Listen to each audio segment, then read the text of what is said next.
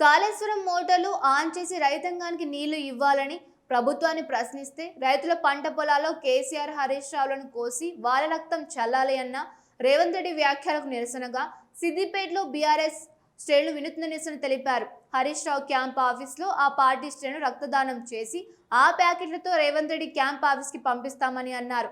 మిమ్మల్ని కోసి పంటల మీద రక్తం చల్లితే అదే పండుతుంది అనే రేవంత్ రెడ్డి వ్యాఖ్యలకు నిరసనగా బ్లడ్ ప్యాకెట్లతో రేవంత్ రెడ్డి నివాసానికి రక్తం పప్పి వినూత్న నిరసన తెలుపుతున్నట్టు పేర్కొన్నారు. మీది రక్తదాహం మాది రక్తదానం అంటూ నినాదాలు చేశారు. సీఎం రేవంత్ రెడ్డి వ్యాఖ్యలను సుమోటోగా స్వీకరించి ఆయనపై కేసు నమోదు చేయాలని రాష్ట్ర డీజీపీని డిమాండ్ చేశారు.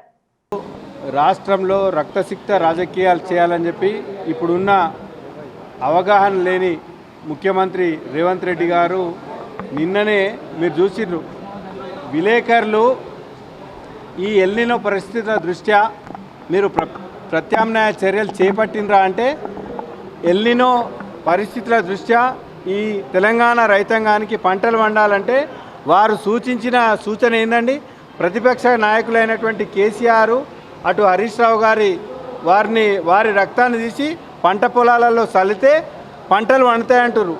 ఇదేనా మరి ముఖ్యమంత్రి రైతాంగానికి ఇచ్చే సలహా అనే విషయం తెలంగాణ ప్రజానికం పక్షాన హరీష్ రావు గారి నేతృత్వంలో మేము ఇక్కడ సిద్దిపేటలో బీఆర్ఎస్ పార్టీ కార్యకర్తలం. వారి రక్తదాహం తీర్చడానికి మేము రక్తదానం చేస్తున్నాం. మేము రక్తానికో వెనకాడం. కానీ నువ్వు ముఖ్యమంత్రిగా మీరు నిర్వర్తించాల్సిన బాధ్యత ఏంది?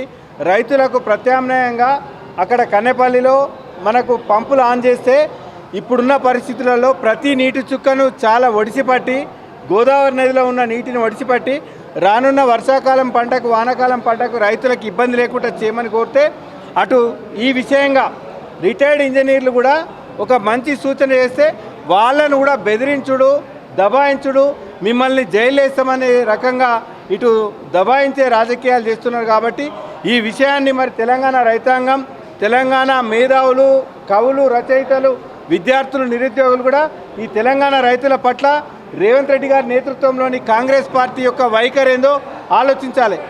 ఈ విషయంగా మరి ప్రతి విషయంలో రేవంత్ రెడ్డి గారికి కాలేజీ చెప్పిన చంద్రబాబు నాయుడు గారి మెప్పు కోసం తెలంగాణ రైతుల ప్రయోజనాలను పణంగా పెట్టి అక్కడ పట్టిసీమ గలగల ఇక్కడ కన్నెపల్లి పంపులేమో వెలవెలబోయేలాగా ఈ వైఖరి తప్పు.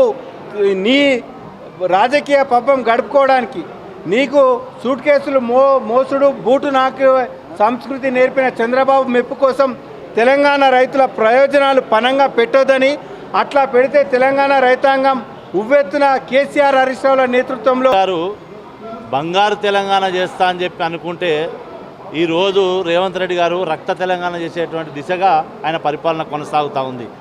ఇవాళ ఏమంటున్నారు కేసీఆర్ గారు, హరీష్ రావు గారు, కేటీఆర్ గారు ఏమంటున్నారు?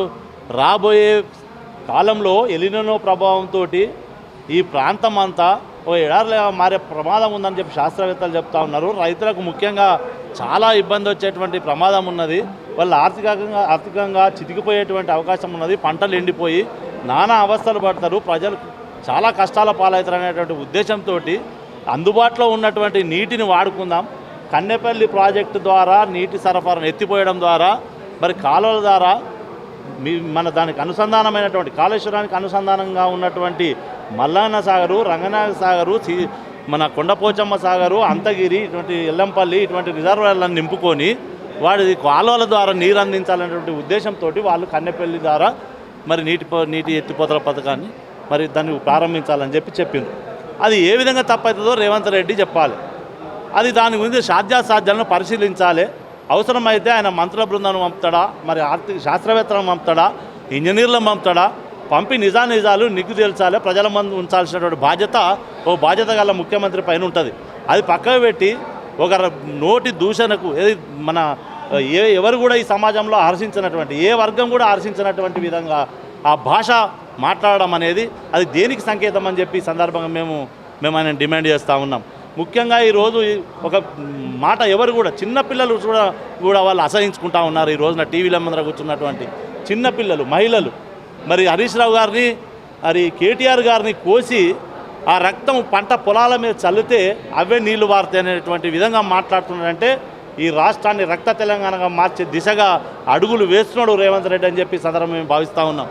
దయచేసి మేము ఈ సందర్భంగా ఈ రాష్ట్రంలో ఉన్న ప్రజలకు కానీ ఈ ప్రాంతంలో ఉన్నటువంటి రైతులకు కానీ మేము విజ్ఞప్తి చేస్తూ ఉన్నాం. మరి ఈ ప్రభుత్వ తీరు ఇదే విధంగా కొనసాగితే మరి రాబోయే కాలంలో మన హక్కుల సాధనకు, మన నీటి సాధనకు, మన పంటలు పండడానికి మరి మరొక పోరాటం చేయాల్సినటువంటి అవసరం వస్తుంది. దానికి మళ్ళీ కేసీఆర్ నేతృత్వం వహిస్తాడు, కేటీఆర్ గారు నేతృత్వం వహిస్తారు, హరీష్ రావు గారు నేతృత్వం వహిస్తారని చెప్పి ఈ సందర్భంగా తెలియజేస్తూ ఉన్నాం. ఏదేమైనప్పటికీ బీఆర్ఎస్ పార్టీ పక్షాన రైతుల ప్రయోజనాల గురించి ఎంత దూరమైనా వెళ్తాం. వారికి రేవంత్ రెడ్డి ముఖ్యమంత్రి పదవి కన్నా రక్త పిశాచిగా మారిపోయినట్టు మాకు కనబడుతుంది.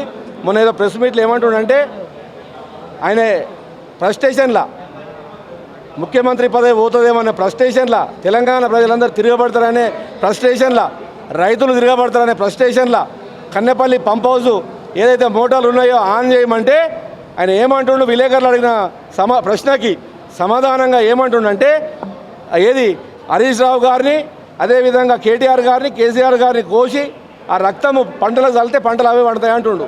ఆయన ఒక ముఖ్యమంత్రి మాట్లాడాల్సిన మాటలేనా రేవంత్ రెడ్డి? అసలు నువ్వు నీకు సంస్కారం ఉన్నదా? తెలంగాణ ప్రజలు ఓట్లేస్తే నువ్వు ముఖ్యమంత్రి అయినావు, కానీ నువ్వు ఆంధ్ర ప్రయోజనాల గురించి, చంద్రబాబు నాయుడు ప్రయోజనాల గురించి, చంద్రబాబు నాయుడు డైరెక్షన్లా నువ్వు పనిచేస్తున్నావు. తెలంగాణ ప్రజల గురించి పనిచేస్తలేవు బిడ్డ, గుర్తుపెట్టుకో. ఇప్పుడు నీ రక్తదాహానికి మరి రక్తదానం సమాధానమైంది బిడ్డ. భవిష్యత్తులో కూడా గుర్తుపెట్టుకో. నువ్వు ఈ పిచ్చి పిచ్చి మాటలు మాట్లాడుకుంటా టైంపాస్ చేస్తా అంటే తెలంగాణ ప్రజలు ఊరుకోరు. ఖచ్చితంగా కన్నెపల్లి పంప్ హౌస్ ఏదైతే ఉన్నాయో, పంపులు ఉన్నాయో, మోటార్లు స్టార్ట్ చేయాల్సిందే, రైతులకు నీళ్ళు ఇవ్వాల్సిందే. అప్పటిదానిక రైతుల ఉద్యమం ఆగదు. బీఆర్ఎస్ పార్టీగా మేము కూడా ఖచ్చితంగా ఉద్యమం చేస్తామని చెప్పి హెచ్చరిస్తున్నాం.